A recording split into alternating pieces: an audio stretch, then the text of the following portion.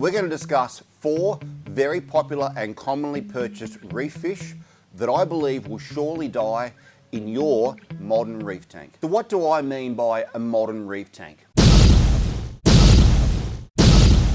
It's a tank that's filtered by technology, not biology. It's bare bottom, and it includes a big assortment of the ever so popular tangs and angelfish. That's what I think of a modern reef tank. It's an Instagram reef. And I'll give this first fish a 0% survival rate in a tank like this. But why am I so pessimistic? So the signal goby or crab-eyed goby is an obligate sand-sifting goby that lives on muddy, silty, sandy slopes, often in the presence of terrestrial organic matter. And it's through these fine sands that it sifts out its food source, which are microcrustaceans like copepods, amphipods, and worms. And this doesn't sound much like today's reef tank, does it? It sifts through these sediments to predate the microfauna, not just to consume debris and algae. But it doesn't just need a deep sand bed to actually provide a source of food.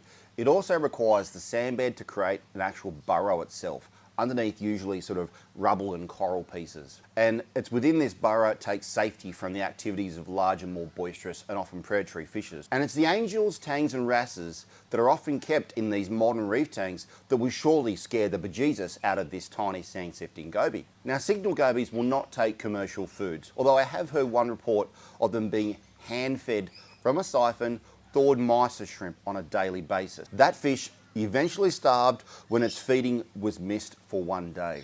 So they arrive in your local fish store, starving and stressed, having not eaten from the time it was collected.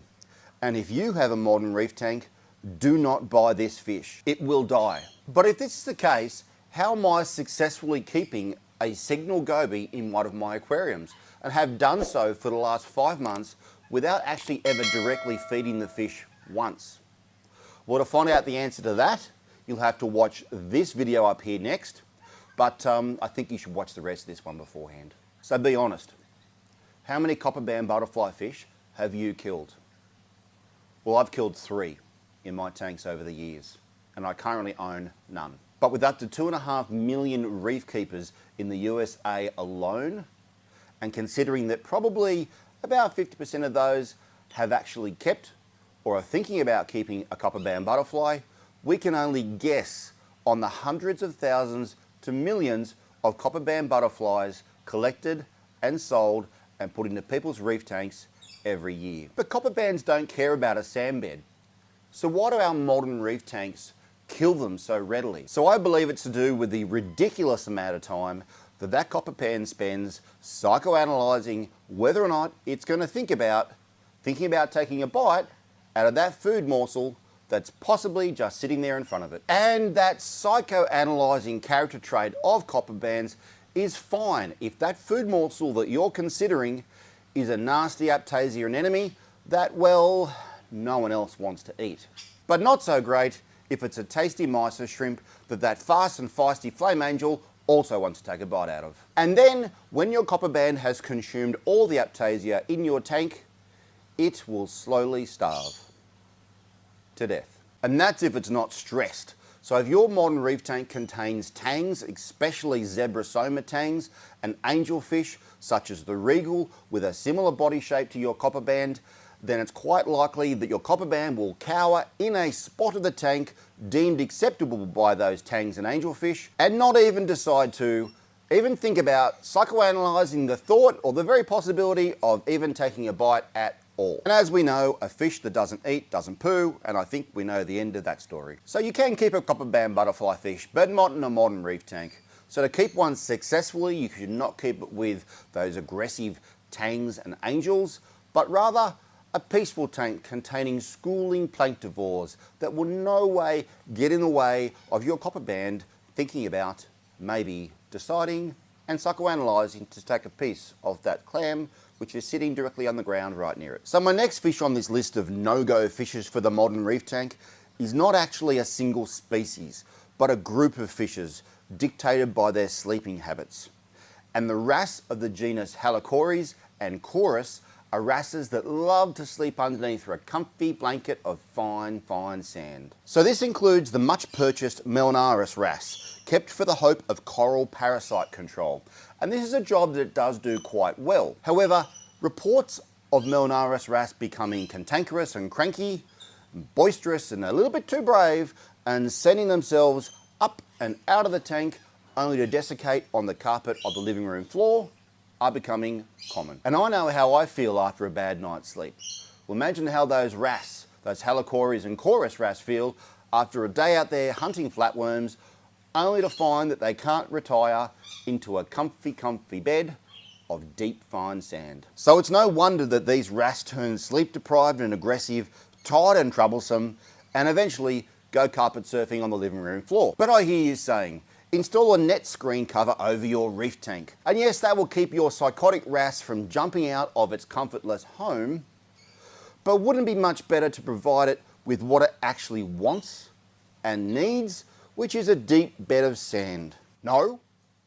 Well, maybe just don't get a halicoris or chorus wrasse, or for that matter, a leopard wrasse. Now, for those of you reef keepers that think that putting a Tupperware container of sand in the back of your tank to provide those sleeping quarters for your wrasse, well, I got bad news for you. Every single time your wrasse is going to dive headfirst into that container, it's going to flick half of that sand out. And then your lovely bare bottom tank will be a patchy mess of sand, and you'll go crazy trying to siphon it all up. Now, finally, the last fish on my list of no-goes for the modern reef tank are the sleeper gobies.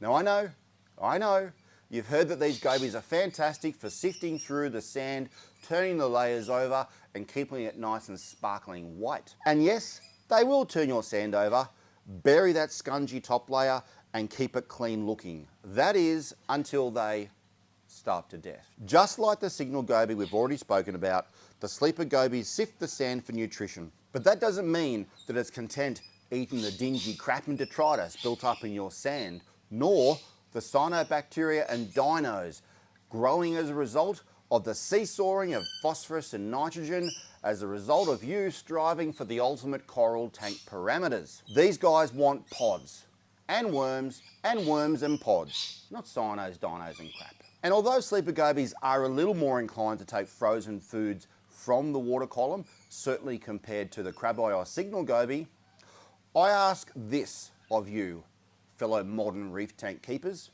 How many of you or other modern reef tankers do you know that have geriatric sleeper gobies in your aquariums? All right, so what's the moral to this doom and gloom story? Well, I want you to extend yourself into keeping difficult marine fish species. We have such a diversity of marine fish in this aquarium hobby.